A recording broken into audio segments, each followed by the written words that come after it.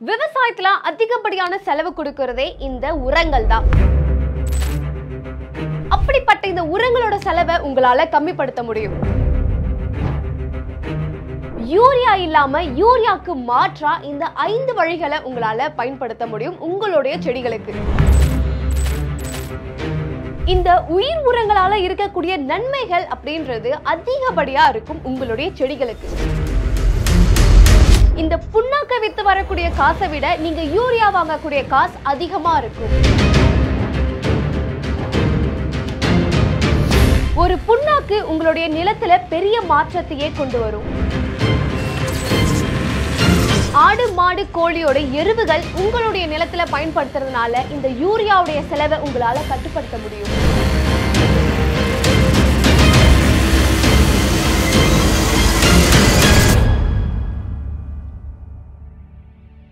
விவசாயத்துல அதிகப்படியான ஒரு பெயர் கேள்விப்படுறோம் அப்படின்னா அது யூரியா அப்படின்னு சொல்லுவாங்க.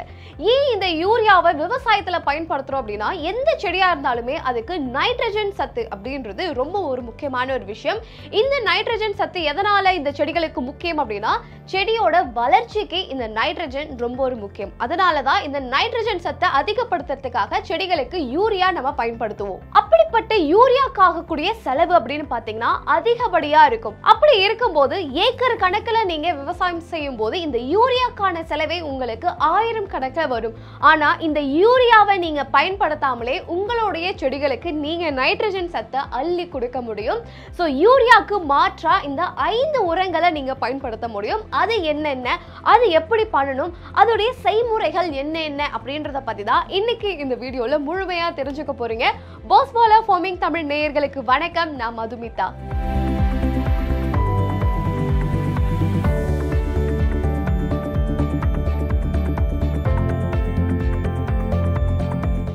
யூரியாக்கு மாற்றா எந்த மாதிரியான உரங்கள் கொடுக்கலாம் அப்படின்றதுல 5 விதமான உரங்கள் நீங்க உங்களுடைய செடிகளுக்கு கொடுக்கலாம். அதுல முதல்ல இருக்கக்கூடியது உயிர் உரங்கள். இந்த உயிர் உரங்கள் அப்படின்னு சொல்லக்கூடிய அசோஸ்பைரிலியம், அசிடோபாக்டீரியா இந்த மாதிரியான உயிர் உரங்களை உங்களுடைய பயிர்களுக்கு எல்லா விதமான பயிர்களுக்கும் நீங்க டைரக்டாவே கொடுக்கலாங்க. அதே மாதிரி ரைசோபியம் அப்படின்னு சொல்லக்கூடிய இந்த பயோ ஃபெர்டிலைசரை நீங்க பருப்பு வகைகள் பயிரிட்டிருக்கீங்க அப்படின்னும் போது அந்த பருப்பு வகை செடிகளுக்கு நீங்க இந்த உயிர் உரத்தை நீங்க கொடுக்க முடியும். இதை நீங்க எப்படி பயன்படுத்தலாம் அப்படின்னா ஒண்ணு இதை நீங்க நேரடியா உங்களுடைய பயிர்களுக்கு கொடுக்கலாம்.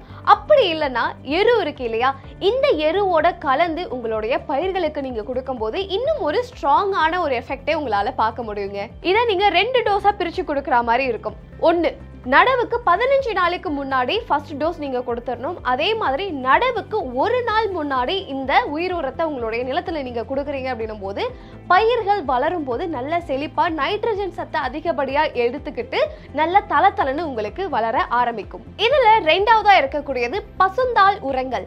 பசுந்தாள் உரங்கள்னு சொல்லக்கூடிய சணப்பு, தக்குப்பூண்டு, கொழுஞ்சி இந்த மாதிரியான செடிகளை உங்களுடைய விவசாய நிலத்துல நீங்க நடவு பண்றீங்க அப்படின்னும் போது இது என்ன பண்ணுனா காத்துல இருக்கக்கூடிய நைட்ரஜனை அதோடைய வேர் பகுதிகள், அதுல இருக்கக்கூடிய வேர் முடிச்சுகள்ல இந்த நைட்ரஜன் சத்துக்களை அது ஸ்டோர் பண்ணி வச்சுக்கும். சோ இதை நீங்க நடவு பண்றீங்க அப்படின்னும் போது நல்லா பூத்து வர நேரத்துல ஒரு ரோட்டாவேட்டர் போட்டு நல்லா உழுது விட்டுட்டீங்க அப்படின்னா ஒரு 10-15 நாள்ல இது மக்க ஆரம்பிச்சிடும். சோ இப்போ இந்த வேர்ல இருக்கக்கூடிய இந்த நைட்ரஜன் சத்துக்கள் இது உறிஞ்சு வச்சிருக்கோம் இல்லையா, இது மண்ணில இறங்க ஆரம்பிக்கும்.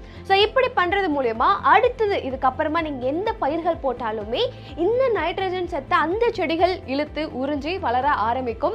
உங்க செடிகள்ல ஒரு நல்ல வளர்ச்சியை உங்களால பார்க்க முடியும். இந்த சணப்புல இருக்கக்கூடிய நைட்ரஜன் அளவு பாத்தீங்க அப்படின்னா 2.3.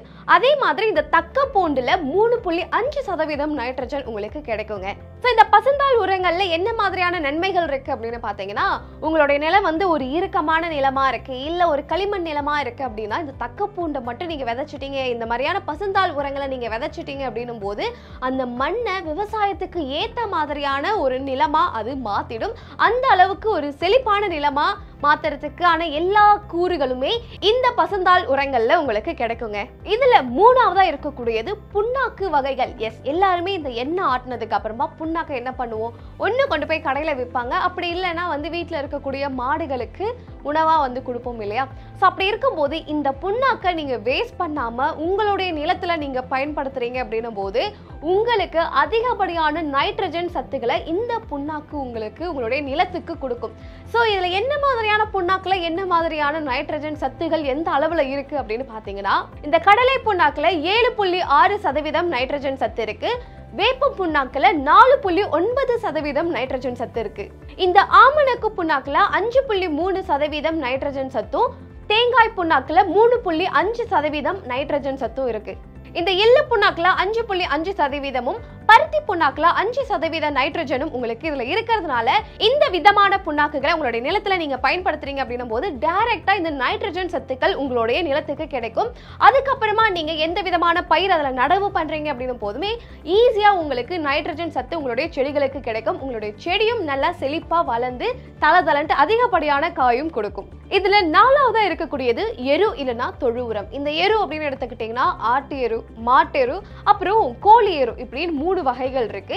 இதுல முதலாவதா இந்த மாட்டு எரு அப்படின்னு பாத்தீங்கன்னா மாட்டுடைய கோமியம், சாணம் இதை கூட நீங்க எருவா பயன்படுத்தலாம். அதுலயும் குறிப்பா இந்த மாட்டுடைய கோமியம்னு எடுத்துக்கிட்டீங்கன்னா அதுலதான் அதிகப்படியான நைட்ரஜன் சத்துகள் இருக்கு. ஆனா இந்த கோமியத்தை நீங்க நேரடியா உங்களுடைய விவசாய நிலத்துல பயன்படுத்த முடியாது. இதை நீங்க எப்படி பயன்படுத்தலாம் அப்படின்னு பாத்தீங்கன்னா, ஒரு நாளைக்கு ஒரு மாடு 6-7 லிட்டர் கோமியம் கொடுக்கும். அப்படி இருக்கும்போது அந்த கோமியத்தை ஒரு வைக்கோல் மேல நல்லா ஊத்தி விட்டீங்க அப்படின்னா இந்த வைக்கோல் அந்த கோமியத்தை உறிஞ்சி நல்லா இருக்கும். இதை கொண்டு போய் ஒரு இடமா நீங்க ஸ்டோர் பண்ணி வைக்கணும். வெயில் படாத இடமா நீங்க நல்லா ஸ்டோர் பண்ணி வச்சுட்டீங்க அப்படின்னும் போது அது மக்க ஆரம்பிச்சு உங்களுக்கு எருவா ஆக ஆரம்பிக்கும். அந்த எருவை நீங்க தாராளமா உங்களுடைய விவசாய நிலத்துல நீங்க பயன்படுத்திக்க முடியும். ஆனா இந்த மாட்டு சாணம் அப்படின்னு எடுத்துக்கிட்டீங்கன்னா இந்த மாட்டு சாணத்துல ஃபைபர் கண்டென்ட் அதிகமா இருக்கிறதுனால நீங்க நேரடியா இதை பயன்படுத்த முடியாது. அதனால அதை நீங்க மெதுவா மக்க வச்சு ஒரு குறைஞ்சது 1 வருஷமாவது அதை நல்லா மக்க வச்சீங்கன்னா நல்ல பொல பொலன்னு மண் அளவுக்கு வந்துரும் உங்களுக்கு. இதை நீங்க என்ன பண்ணலாம் அப்படின்னா உங்களுடைய விவசாய நிலத்துல தாராளமா பயன்படுத்த முடியும். அடுத்தது பாத்தீங்கன்னா மக்கிய கோழி எரு. இந்த மக்கிய கோழி எரு அப்படின்றது ஒண்ணுமே கிடையாதுங்க, கோழியோட கழிவுகள் இருக்கும் இல்லையா, இதுதான் மக்க வச்சீங்கன்னா மக்கிய கோழி எரு. சோ இந்த கோழி எருல உங்களுக்கு 5% நைட்ரஜன் அளவு இருக்கு. சோ இந்த கோழி எருவை நல்லா நீங்க காய வச்சு அதை மக்க வச்சதுக்கு அப்புறமா உங்களுடைய நிலத்துல நீங்க பயன்படுத்த முடியும். சோ இந்த நைட்ரஜனுடைய அளவு இந்த கோழி எருல உங்களுக்கு அதிகப்படியா இருக்கனால மண்ணோட நீங்க கலந்து கொடுக்குறீங்க இல்ல மண்புழு உரத்தோட இதை நீங்க கலந்து கொடுக்குறீங்க அப்படின்னும் போது நல்ல ஒரு ரிசல்ட் உங்களுக்கு கிடைக்கும். இதுல மூணாவதா வரக்கூடியது ஆட்டு எரு. இந்த ஆட்டு எரு அப்படின்னும் போது இந்த ஆட்டுடைய சாணத்துல உங்களுக்கு அதிகப்படியான நைட்ரஜன் அளவு இல்லை அப்படின்றதுனால இதை நீங்க மத்த ஒரு பொருட்களோட கலந்தோ இல்ல மக்க வச்சோ கொடுக்கணும் அப்படின்றது அவசியம் கிடையாது. நீங்க நேரடியாவே உங்களுடைய விவசாய நிலத்துல இந்த சாணத்தை நீங்க பயன்படுத்தலாம்.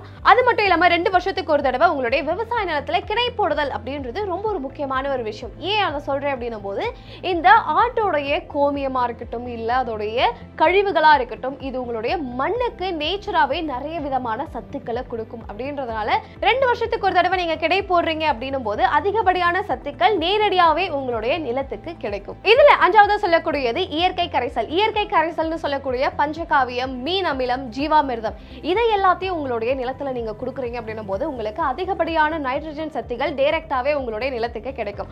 அதுலயே குறிப்பா இந்த பஞ்சகாவியம்னு எடுத்துக்கிட்டீங்கன்னா இந்த பஞ்சகாவியத்துல என்னெல்லாம் கலப்போம், அசோஸ்பைர்லம், அசிடோபாக்டீரியா இது ரெண்டுமே நம்ம கலந்துதான் இந்த பஞ்சகாவியத்தை செய்வோம். அப்படி இருக்கும்போது இது ரெண்டுமே உங்களுடைய மண்ணில் இருக்கக்கூடிய நைட்ரஜன் சத்துக்களை நிலைநிறுத்தும். அதனால இதை நீங்க உங்களுடைய நிலத்துல பயன்படுத்துறீங்க அப்படின்னும் போது அதிகப்படியான நைட்ரஜன் அளவு இன்க்ரீஸ் ஆக ஆரம்பிக்கும். அடுத்ததா பாத்தீங்கன்னா ஜீவாமிர்தம். இந்த ஜீவாமிர்தம் அப்படின்றது நாட்டு மாட்டு கோமியம், சாணம், அதே மாதிரி வெல்லம் இது எல்லாமே கலந்து செய்யறது தான் இந்த ஜீவாமிர்தம். சோ இந்த ஜீவாமிர்தத்துல கோமியம் கலக்கிறதுனால உங்களுக்கு நைட்ரஜன் சத்து அதிகப்படியா இருக்கு. அதே மாதிரி இந்த நாட்டு வெல்லம் கலக்கிறதுனால உங்களுக்கு குளுக்கோஸ் சத்தும் அதிகமா கிடைக்கும். சோ இப்போ இது ரெண்டுமே ஒண்ணா சேர்றதுனால உங்களுக்கு இந்த நுண்ணுயிர் சத்துக்கள் இருக்கு இல்லையா அதுவுமே உங்களுக்கு அதிகப்படியா உங்களுடைய நிலத்துக்கு கிடைக்கும். இதுல மூணாவதா பார்க்கக்கூடியது மீன் அமிலம். இந்த மீன் அமிலத்துல பாத்தீங்க அப்படின்னா 6.8% நைட்ரஜன் இருக்கு. இந்த மீன்ல இருந்து வரக்கூடிய கழிவுகளா இருக்கட்டும் இல்ல மீனை வச்சு தயாரிக்கக்கூடிய மீன் அமிலம் இதுல அதிகப்படியான நைட்ரஜன் சத்துக்கள் உங்களுக்கு கிடைக்கிறதுனால இதை உங்களுடைய பயிர்களுக்கு நீங்க ஸ்ப்ரே பண்றீங்க அப்படின்னும் போது ஒரு நல்ல ஒரு ரிசல்ட் உங்களுக்கு கிடைக்கும். ஸோ இதை எந்த அளவில் நீங்கள் கொடுக்கலாம் அப்படின்னு பார்த்தீங்கன்னா 13 லிட்டர் டேங்குக்கு 50 மில்லி அப்படின்ற அளவில் இதை நீங்கள் கலந்து உங்களுடைய பயிர்களுக்கு இதை நீங்கள் ஸ்ப்ரே பண்ணலாம். ஸோ இன்றைக்கி இந்த வீடியோவில் யூரியாவை வந்து உங்களுடைய நிலத்துக்கு நீங்கள் பயன்படுத்தாமல் அதுக்கு மாற்றாக என்ன மாதிரியான விஷயங்கள் உங்களுடைய நிலத்துக்கு நீங்கள் கொடுக்கலாம் அப்படின்னு ஒரு டாப் 5 சொல்லியிருந்தேன் இல்லையா? இதில் எதெல்லாம் நீங்கள் ஆல்ரெடி வந்து ஃபாலோ பண்ணிகிட்ருக்கீங்க, இதை தாண்டி நீங்கள் வேறு ஏதாவது ஒன்று பண்ணிகிட்ருக்கீங்க அப்படின்னாலுமே அதை நீங்கள் தாராளமாக கமெண்ட் செக்ஷனில் என் கூட நீங்கள் ஷேர் பண்ணிக்கலாம். அண்ட் இதே மாதிரி விவசாயம் குறித்த நிறைய விஷயங்கள் தெரிஞ்சுக்கணும் அப்படின்னா நம்ம பாஸ்வாலா ஃபார்மிங் தமிழ் யூடியூப் சேனலை சப்ஸ்கிரைப் பண்ணிக்கோங்க. விவசாயம் குறித்த சந்தேகங்கள் இருக்கு, அதுல இருந்து எடுக்கக்கூடிய பொருட்களை எப்படி மார்க்கெட்டிங் பண்றதுன்னு தெரியலன்னு யோசிச்சுட்டு இருந்தீங்கன்னா நம்ம பாஸ்வாலா ஆப்ல உங்களுக்குன்னு 500+ கோர்சஸ் இருக்கு. அது மட்டும் இல்லாம டைரக்டா நீங்க மென்டார்ஸ் கூட வீடியோ கால் பண்ணி உங்களுடைய சந்தேகங்களையும் நீங்க தீர்த்துக்கலாம். அதனால இப்பவே பாஸ்வாலா ஆப்பை டவுன்லோட் பண்ணிக்கோங்க. பாஸ்வாலா, be the boss.